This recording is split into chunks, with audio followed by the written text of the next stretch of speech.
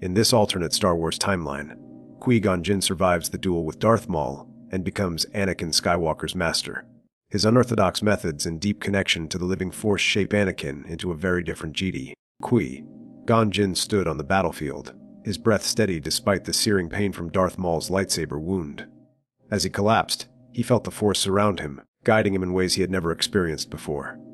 Obi-Wan Kenobi, fueled by anger and desperation, struck down Maul, sending the Sith Lord tumbling down the reactor shaft. But Qui-Gon did not fade. Through sheer will and a deep connection to the living force, he clung to life just long enough for Obi-Wan to pull him away. A Republic medical team rushed him to Coruscant, where Jedi healers worked tirelessly. Days passed. Qui-Gon awoke to find Yoda and Mace Windu standing over him. His survival was seen as a sign. Perhaps the Force willed it. Despite his injuries, he was determined to fulfill his promise to Anakin Skywalker. He stood before the Jedi Council once more, his belief in the boy unwavering. The chosen one he is, Qui-Gon insisted. Trained properly he must be. Yoda and Windu exchanged glances. While they remained cautious, Qui-Gon's wisdom carried weight. After much deliberation, they allowed him to take Anakin as his Padawan. Obi-Wan, though disappointed, accepted the decision.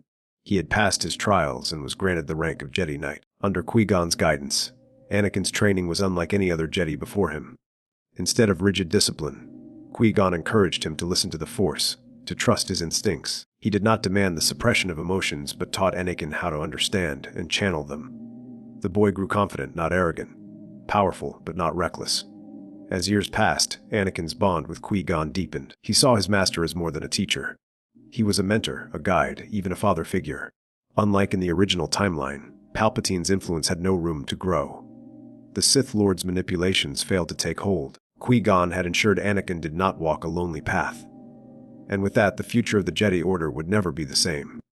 Anakin Skywalker stood in the Jedi Temple, feeling the weight of his new title as Jedi Master. The Council had finally granted him the rank he long desired, but the path ahead was uncertain. Unlike before, when he had to suppress his emotions, he now had the authority to shape the Jedi Order in a way that aligned with his vision. With his new status, Anakin approached the training of young Jedi differently.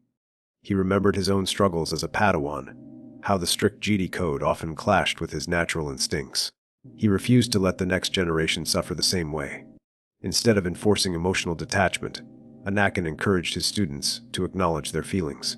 He taught them that emotions were not inherently dangerous but needed to be understood and controlled. Fear, anger, and attachment were not to be ignored but faced with wisdom.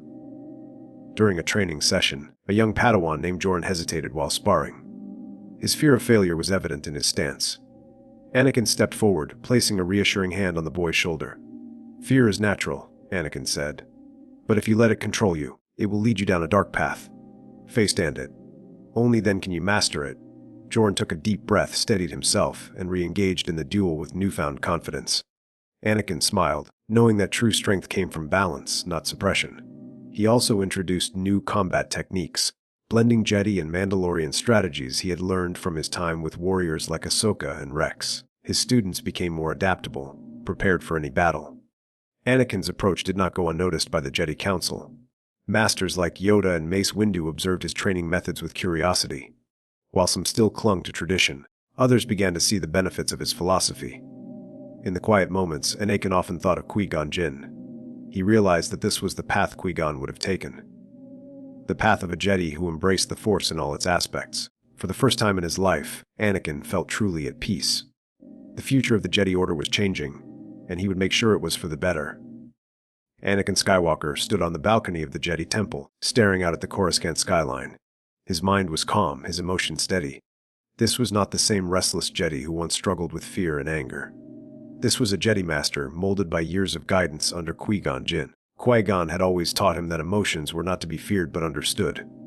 Unlike the Jedi Council who urged attachment, Qui-Gon believed that emotions, when properly guided, could serve the Force. Anakin had learned to accept his emotions rather than suppress them. He remembered the lessons vividly. "Fear leads to suffering, Anakin," Qui-Gon had once said. "But only if you allow it to control you." A Jedi does not ignore fear. He acknowledges, understands it, and then lets it pass through him. Anakin had struggled with this idea at first. For so long he had been told to let go, to feel nothing. But Qui-Gon had shown him another way. Through meditation and experience, Anakin had learned to channel his emotions into clarity rather than rage. His love for Padme Amidala had once been a source of inner conflict. In the past, he would have hidden it, but fearing the Council's judgment. But Qui-Gon had helped him embrace it with wisdom. Love was not a weakness. It was a strength, so long as it did not become possessive. Because of this, Anakin had not been tempted by the promises of Darth Sidious. The Sith preyed on fear, anger, and desperation. But Anakin had none of these burdens. He did not fear losing Padme because he had never let his love for her turn into obsession. He did not crave power because he had already found true strength in balance. Even in battle, Anakin fought with control. He did not strike in anger but in purpose. He had faced Count Dooku and defeated him without giving in to vengeance. He had confronted General Grievous without letting hatred cloud his mind. Qui-Gon's teachings had saved him from the path of Darth Vader. The dark side had no hold over him. He was no longer a Jedi ruled by emotion. He was a Jedi master, at peace with himself and the Force. Anakin Skywalker stood before Qui-Gon Jinn, his heart pounding as he struggled to find the right words. For years he had kept his love for Padme Amidala a secret, afraid of the Jedi Council's disapproval. But Qui-Gon's presence in his life had changed everything. His master had always encouraged honesty, reminding him that emotions were not a weakness, but a part of life. "You seem troubled, Anakin," Qui-Gon said, his piercing gaze studying his apprentice. "The Force flows through you, but I sense hesitation. Speak freely." Anakin hesitated for only a moment before taking a deep breath. "Master, I love Padme," he admitted, his voice steady but uncertain. "I have loved her since I first saw her again on Naboo. And I want to be with her." Qui-Gon did not react with shock or disappointment. Instead, he nodded thoughtfully, as if he had already known. "Love is not forbidden, Anakin. It is attachment that leads to fear, and fear that leads to suffering. But love, in itself, is not the enemy." Anakin's eyes widened. "But the Jedi Code." "The Jedi Code was written in a time of war and darkness." Qui-Gon interrupted. "It is meant to prevent chaos, not suppress the very nature of who we are. The mistake of the Jedi Order is in fearing emotions instead of understanding them." Anakin felt a weight lifting from his shoulders. "Sab, you're saying I don't have to hide it." "You should never had to hide it," Qui-Gon replied. "The secrecy, the deception, those are what cause suffering, not love itself. If you and Padme wish to be together, then be honest. Hiding your feelings would only invite darkness into your heart." For the first time in years, Anakin felt truly at peace. He had expected judgment, but instead he found guidance. With Qui-Gon's support, he spoke to the Jedi Council openly about his love for Padme. The reaction was mixed. Some, like Mace Windu, remained skeptical, while others, including Yoda, saw wisdom in Qui-Gon's teachings. The council debated but ultimately agreed that the code could evolve. Anakin and Padme's love was no longer a secret, and without secrecy, there was no fear. Without fear, there was no path to the dark side. Anakin Skywalker walked through the grand halls of the Jedi Temple, his mind troubled. The weight of responsibility as a Jedi Master had given him a new perspective. No longer was he merely a knight carrying out orders. He was shaping the future of the Order. And with this authority came the clarity to see what he had previously ignored. Palpatine had been a trusted figure in his life for years, always offering guidance and encouragement. But now, Anakin sensed something unsettling beneath the Chancellor's warm words. Qui-Gon Jinn's teachings had sharpened his instincts, and the Force whispered warnings to him. Anakin had learned to trust his feelings, and they told him Palpatine was hiding something. The Chancellor had always positioned himself as a friend, someone who understood Anakin better than the Jedi Council did. But as a master, Anakin now saw the manipulation, the way Palpatine flattered him, the way he dismissed the Jedi's concerns. It was all too convenient. Each conversation was carefully crafted, nudging Anakin toward mistrust of the Order while increasing his reliance on the Chancellor. Anakin decided to test him. During their next meeting, Palpatine spoke of how the Jedi were blinded by their traditions, how they failed to see the greater good. Anakin listened carefully but remained neutral. Then, Palpatine mentioned a power beyond the Jedi, a knowledge that could prevent death itself. Anakin felt a chill. It was not the first time Palpatine had spoken in riddles about power. But this time, Anakin pushed back. "Power without wisdom leads to destruction," he said, his voice firm. "The Force is not a tool for control, it is balance." For the briefest moment, Palpatine's expression darkened before he smiled again. "Ah, wisdom from a Jedi Master," he said smoothly. "I only wish the Council shared such vision." Anakin left that meeting more convinced than ever. Palpatine was dangerous. His words carried the same temptation the Sith were known for. And if Anakin had learned one thing from Qui-Gon, it was that true wisdom lay in knowing when to walk away from those who sought control.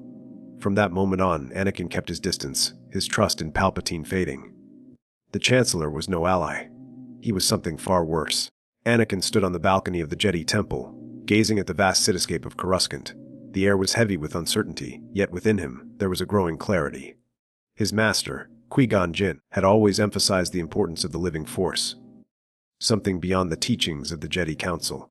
It was not about rigid rules or dogma, but about feeling the force as it flowed through all things, guiding him like an unseen current. Qui-Gon stepped beside him, his expression calm as always. "Anakin, you must trust in the living force. Do not be bound by fear of the future or regrets of the past. The force speaks to us now, in this very moment." Anakin closed his eyes, letting the force wash over him.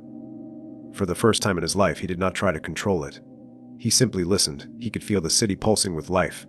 The hum of speeders, the quiet whispers of people below, the distant presence of the council members within the temple. But deeper still, he sensed something more.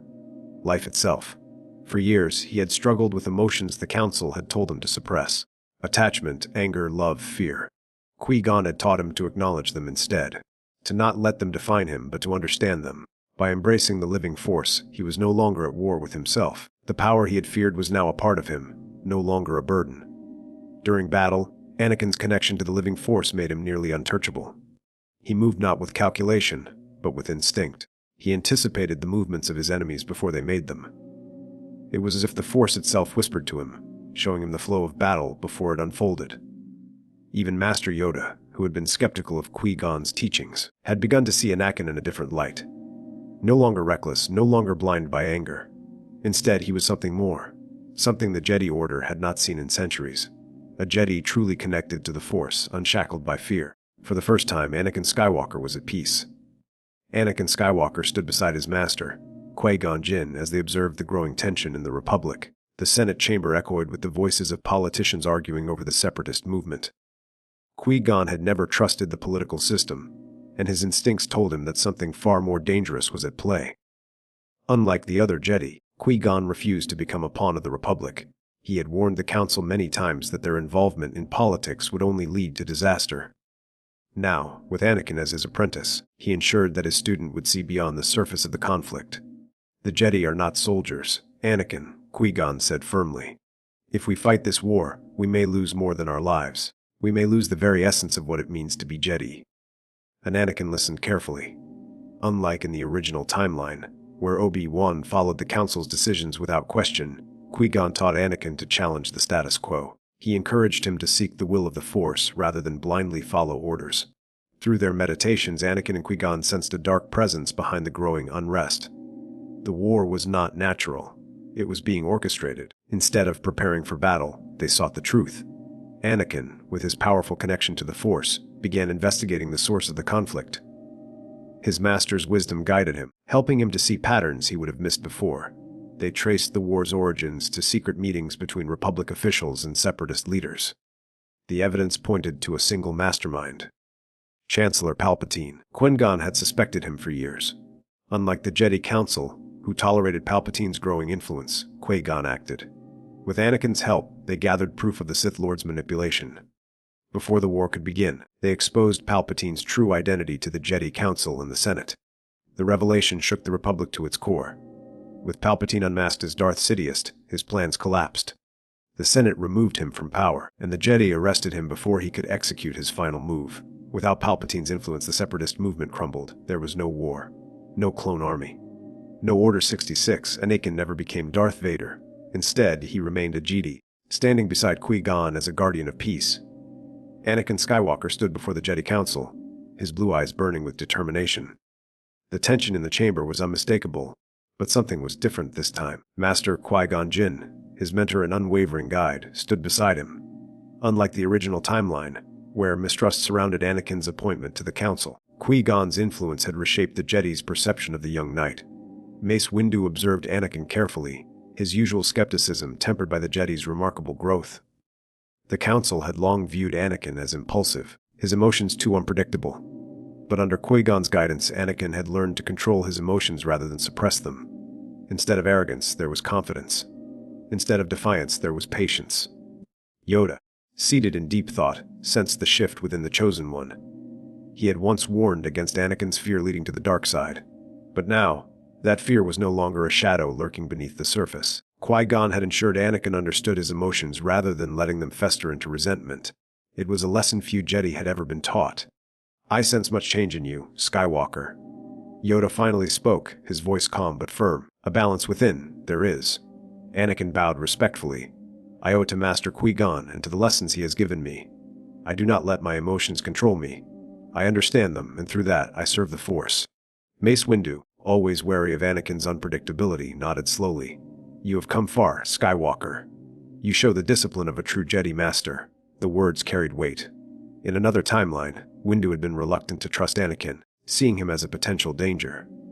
But this Anakin had proven himself time and again, not through raw power alone, but through wisdom. With a glance around the chamber, Mace Windu made a decision. "The Council grants you the rank of Master." Anakin exhaled, feeling a surge of pride. But not arrogantness. He had earned this. He become the Jedi he was meant to be. Dooku stood in the shadows of his throne room, his piercing gaze fixed on the young Jedi before him. Anakin Skywalker, now a Jedi Master, stood firm, his lightsaber glowing in the dim light. But unlike in the original timeline, Anakin's training under Qui-Gon Jinn had given him a new perspective, one that allowed him to see beyond the Sith's deception. Count Dooku, once Qui-Gon's master, sensed something different in Anakin. This was not the reckless, impulsive warrior he had expected. Instead, there was control, wisdom, and an undeniable connection to the living Force. Dooku hesitated for the first time in years. "You are different than I imagined, Skywalker," Dooku said, lowering his weapon slightly. Anakin studied him carefully. "Because my master saw a path beyond war and blind loyalty," he replied. Qui-Gon always questioned the Jedi, but he also questioned the Sith. "What would he say if he saw you now?" And Dookie's expression darkened at the mention of his fallen apprentice. He had long believed that Qui-Gon would have joined him in opposing the Republic's corruption, but something in Anakin's voice made him wonder. Palpatine, watching from his throne, leaned forward impatiently. "Execute him, Lord Vader. It is the way of the Sith." But Anakin did not move. The air was thick with tension. Dooku's eyes flickered toward his master. He had followed Darth Sidious for years, but now, standing before the Chosen One, he saw his fate clearly. Sidious had no loyalty to anyone. He had groomed Anakin to replace him, just as he had once groomed Duke. The Sith way was betrayal. For the first time in decades, doubt crept into Dooku's heart. "What if you are right?" he muttered. Anakin took a cautious step forward. "Then you have a choice. Help me end this war and we can stop Sidious together." And Palpatine's eyes burned with rage. "Duke is weak! Kill him!" But Dooku had made his decision. With a flick of his wrist, he turned, thrusting his lightsaber toward his former master. Sidious barely had time to react before the crimson blade slashed across his arm. The Sith Lord howled in fury, unleashing a blast of dark energy that sent both Jedi sprawling. Anakin and Dooku rose together, side by side. For the first time, Dooku was not a Sith. He was free. Anakin Skywalker stood at the heart of the Jedi Temple, feeling the currents of the Force flowing through him. His master, Qui-Gon Jinn, had long taught him to listen, to not only wield the Force but to understand it. Now, with the weight of the galaxy pressing down upon him, Anakin finally saw what Qui-Gon had meant. The Force was not light or dark. It was balance. Darth Sidious stood before him, his yellow eyes burning with fury. The Sith Lord had manipulated the Republic, the Jedi, and even Anakin himself. But now, Anakin saw through the deception. He had once believed the Sith only represented destruction, and the Jedi only represented peace. But the truth was far more complicated. The Jedi, bound by their rigid code, had become blind to the changes in the galaxy. The Sith, consumed by power, had twisted the Force to serve their own ambitions. Neither path could bring true balance. Sidious raised his hands, sending a torrent of lightning toward Anakin. But the Chosen One did not attack in rage. He did not strike out with hatred. Instead, he absorbed the energy, letting it pass through him. He felt the dark and the light converging, neither overpowering the other. The Sith Lord's expression twisted into confusion. "You cannot resist forever, Skywalker. Join me, and together we will reshape the galaxy." Anakin took a deep breath, hearing Qui-Gon's voice in his mind. "Trust in the living Force, Anakin. Not in anger, not in fear, but in harmony."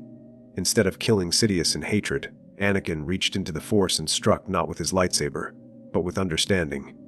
He shattered the Sith's connection to the dark side, severing the unnatural hold Sidious had on life itself. The Emperor's body withered, his strength fading as the balance was restored. The Jedi, those who survived Order 66, sensed the shift. Yoda, far away on Dagobah, closed his eyes. Balance. At last. Anakin did not claim the title of Grand Master. He did not seek to rebuild the Jedi as they once were. Instead, he forged a new path, a Jedi order that embraced the Force in its entirety. No longer shackled by outdated dogma, no longer blinded by fear. A new future had begun.